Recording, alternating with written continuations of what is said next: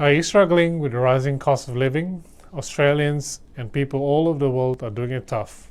And unfortunately, as we approach Christmas, the burden to spend falls upon many households.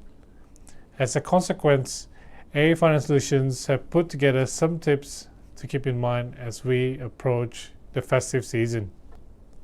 Firstly, make a tight budget.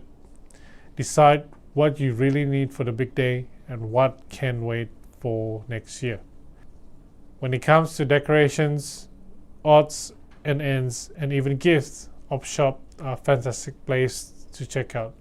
You can find all sorts of unique items at a fraction of the price while also helping charity and the environment, and not to mention your wallet.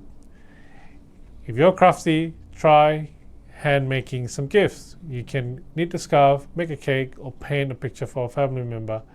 The time, thought, and effort may be worth more than the store-bought gift, and it can often be cheaper. Lastly, remember that Christmas is about making memories and spending time with those we love. Things that are priceless. You don't have to overspend to have a wonderful day. Stay tuned for part 2 for next week, where we bring you some more helpful tips. If you need further information or support, don't hesitate to reach out to the friendly team at AA Finance Solutions.